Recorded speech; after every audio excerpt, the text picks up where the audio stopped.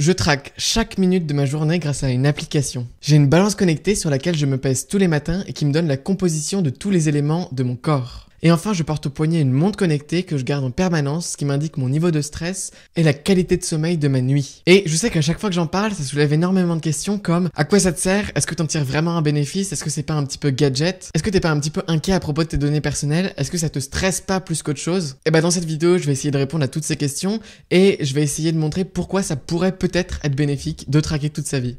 C'est parti. Alors, la première chose que ça m'apporte de traquer toute ma vie, c'est les corrélations. Alors comme ça peut paraître bizarre, mais je vais vous expliquer. Par exemple, on nous répète sans cesse que la lumière bleue, c'est mauvais pour le sommeil. Du coup, qu'il faut pas regarder d'écran avant de dormir. Et bah évidemment, les choses qu'on nous avance, elles sont prouvées par des données, par des études statistiques. Maintenant, pouvoir générer ses propres données sur son niveau de sommeil, ça nous permet de partir d'une généralité à un cas plus précis sur nous.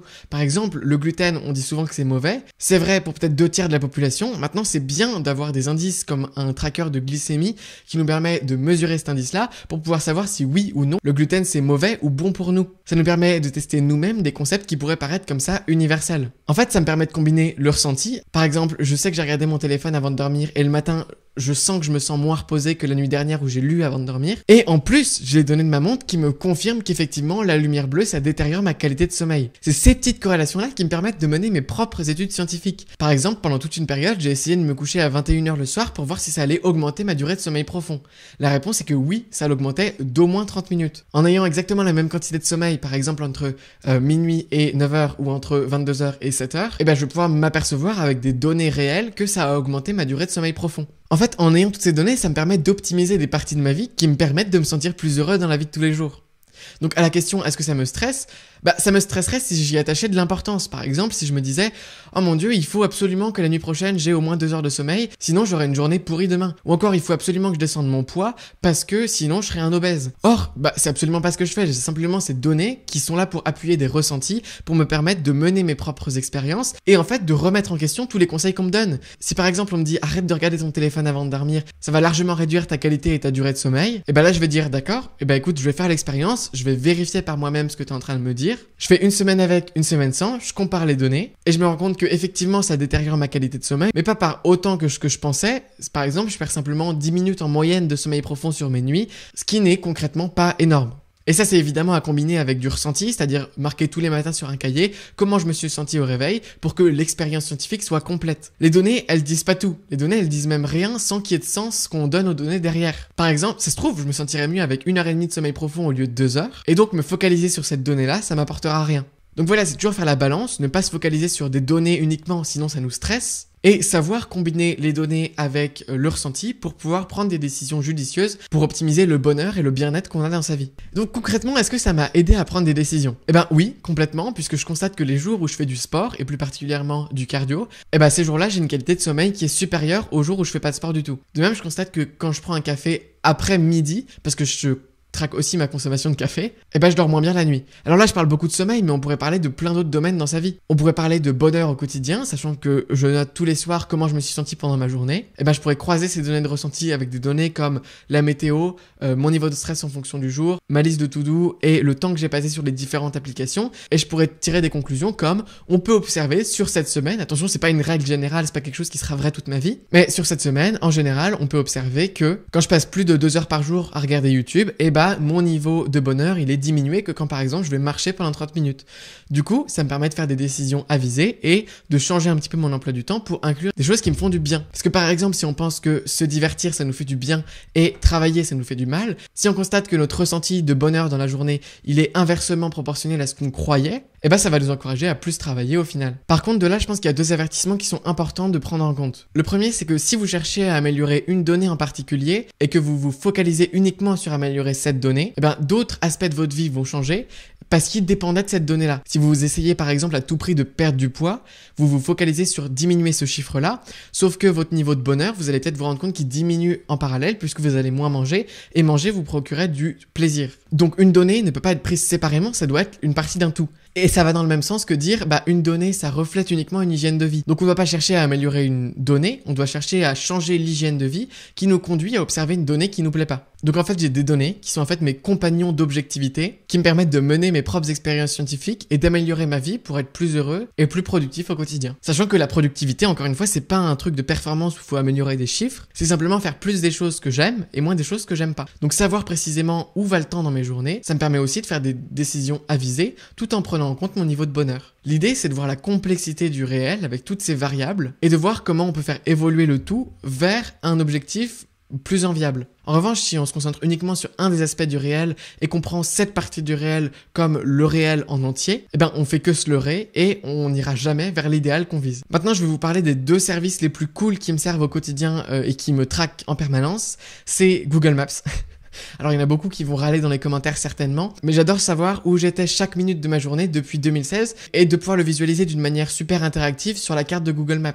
Par exemple, je me rappelais plus du tout, mais en 2017 j'étais en Floride et je me souvenais pas vraiment des endroits dans lesquels je suis allé. Donc aller sur Google Maps et pouvoir voir la carte de tous mes déplacements en fonction du temps de la journée, ça m'a permis de me remémorer des souvenirs qui étaient super précieux à mes yeux et que j'aurais peut-être oublié si j'avais jamais vu cette carte-là. En plus, si on se souvient plus exactement à quelle date on est allé à quel endroit, ou l'inverse, à quel endroit on est allé à telle date, eh ben on peut toujours voir les déplacements ou faire simplement une recherche, par exemple, glace, effectivement tous les marchands de glace auxquels je suis allé sont répertoriés juste ici. Ça pose des questions vis-à-vis des données personnelles, mais ça on y reviendra juste après dans la vidéo. De la même manière, un service de Google aussi, le grand géant qui manipule mes données personnelles et me donne de la publicité ciblée. J'utilise Google Photos pour toutes mes photos, j'ai autorisé l'identification des visages dans les photos et j'ai donné un nom à toutes ces personnes-là. Par exemple, Google Photos me dit j'ai identifié un visage, veux-tu lui donner un nom? Je dis oui, ça c'est le visage de ma sœur. Comme ça, si je recherche ma sœur et moi dans la barre de recherche de Google Photos, ça va me sortir toutes les images de ma sœur et moi. Et si un jour je veux faire un cadeau pour son anniversaire, j'ai simplement à cliquer sur un bouton et ça fait un montage photo à partir de ces photos-là. Et puis en plus, comme c'est croisé avec l'historique des positions dans Google Maps, si je dis toutes les photos que j'ai prises en Floride avec une de mes amies qui s'appelle Elisabeth, et ben il me les retrouvera rapidement. Comme ça, j'ai pas besoin de faire un tri manuel de mes photos prises avec mon téléphone. Tout se fait automatiquement. J'aimerais juste faire une petite parenthèse sur la balance connectée, puisque je trouve que c'est vraiment un objet qui a du potentiel. En fait, ce que j'aime beaucoup dans cette balance connectée, c'est qu'elle va pas uniquement nous donner notre poids, mais elle va nous donner la composition de tous les éléments de notre corps. Alors, évidemment, c'est pas fiable. Premièrement, ça prend que en compte le bas du corps. En plus, ça marche par électrode, donc si on a plus ou moins d'eau dans le corps, et ben les mesures peuvent être faussées. Par exemple, si c'est après une séance de sport, il aura tendance à considérer qu'on a moins de muscles que quand on vient juste de boire avant, etc. Mais ça nous donne toujours, si on prend sur un long terme, des mesures plus ou moins correctes. Donc ça, c'était pour la précision. Et maintenant, pour l'utilité d'une telle balance, je trouve ça vachement utile parce que, par exemple, mon objectif, c'est de prendre en masse musculaire et voir en fait de jour en jour mon niveau de masse musculaire évoluer. Ça me permet de gamifier et comme il n'y aura pas évidemment de progrès physique sur l'instant, et ben ça me permettra de traquer une donnée qui est objective et de voir un progrès sur le moyen terme, court terme, plutôt que simplement me focaliser sur le fait que mon biceps ne grossit pas. Et c'est aussi super utile pour la santé préventive. Moi, j'y crois vachement dans toutes ces histoires d'Apple Watch, etc. Par exemple, il y a des gens qui se sont pesés sur ma balance qui avaient un niveau de graisse viscérale élevé, et je trouve ça intéressant que la balance le dise, puisque ça renforce les maladies cardiovasculaires, et pour faire diminuer la graisse viscérale, il suffit simplement de manger moins de sucre. Du coup, c'est une alerte toute bête qui est donnée par une balance, mais peut-être que ça va nous emmener à revoir notre régime alimentaire, et donc à mieux consommer et avoir une espérance de vie plus longue et moins de maladies cardiovasculaires qui demandent d'hospitalisation, etc. En fait, la balance, elle nous met en valeur des données à surveiller qui, si elles sont pas prises en compte, eh ben, elles pourraient mener à des maladies qui sont plus graves. Donc franchement, 20 €, 20 secondes tous les matins pour se poser, si ça peut nous permettre de prolonger notre espérance de vie de 10-15 ans ou d'éviter des maladies cardiovasculaires dans le futur, franchement, vous pouvez pas dire non. Maintenant, parlons des données personnelles. Alors, je change beaucoup d'avis sur ce sujet, je suis un petit peu une girouette. Cependant, avec tout ce que j'ai lu aujourd'hui, je pense que je peux prendre une décision qui est plus ou moins avisée. Et cette décision, elle se base sur un calcul de bénéfice-risque. C'est-à-dire qu'à l'heure actuelle, en tout cas, je me projette pas dans le futur, peut-être qu'il y aura un gouvernement autoritaire qui reprendra le pouvoir et qui se servira de ces données afin de faire un coup d'État. Mais pour l'instant, on n'en est pas là. Et actuellement, j'ai plus de bénéfices que les risques que ça contient. Ça me sert plus que ça me dessert.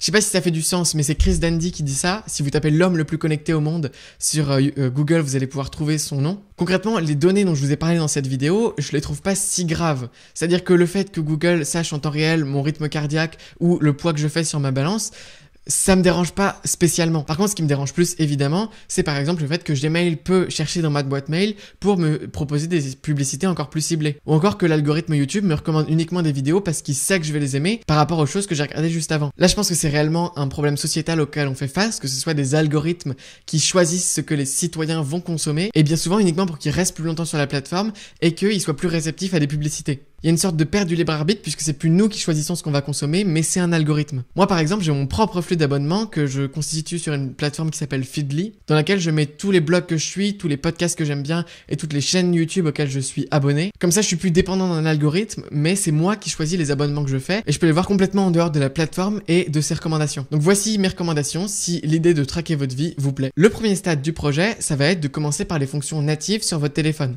Par exemple, autoriser Google Maps à traquer tous vos déplacements, profitez de Google Photos si vous l'avez ou de Apple Photos qui fait à peu près la même chose. Et c'est déjà un bon commencement, ça vous donne déjà plus d'informations sur vous au quotidien. Deuxième stade, prenez une balance connectée, ça coûte vraiment pas cher, 20 €, les Xiaomi sont très bien. Mais ne vous fiez pas réellement au poids qu'elle va afficher, mais plutôt aux données que la balance va vous recommander de surveiller. Par exemple, elle pourra vous dire, vous avez un taux d'eau trop faible, buvez plus. À ce moment-là, buvez plus. Mais le poids devrait en réalité jamais être un indicateur réel. À la deuxième étape, vous pouvez aussi commencer légèrement à traquer votre temps au quotidien. Par exemple avec le logiciel Toggl qui fait ça très bien, Toggl, c'est gratuit. Ou encore avec Rescue Time qui fait ça automatiquement en fonction des fenêtres que vous ouvrez sur votre ordinateur. Là encore, ça va vous permettre de prendre des décisions plus avisées, basées sur des faits et des données concrètes pour améliorer votre vie ou votre bonheur en général. Et enfin, troisième étape, vous pouvez prendre une montre connectée, mais encore une fois, ça sert pas à grand chose si ce n'est pour le sommeil, du moins dans mon cas. Par contre, pour les données de sommeil, le mieux c'est quand même de pas trop s'y fier parce que on sait pas réellement comment c'est calculé et si c'est très fiable. Et puis évidemment, si vous avez des maladies cardiovasculaires, à ce moment-là, c'est très bien de traquer votre rythme cardiaque en temps réel. Voilà, c'est tout pour cette vidéo. Dites-moi ce que vous pensez de toutes ces réflexions-là dans les commentaires. Je serais très intéressé d'avoir votre avis là-dessus. N'oubliez pas de vous abonner pour ne pas manquer mes prochaines vidéos. Quant à moi, je vous souhaite une très bonne journée. Salut!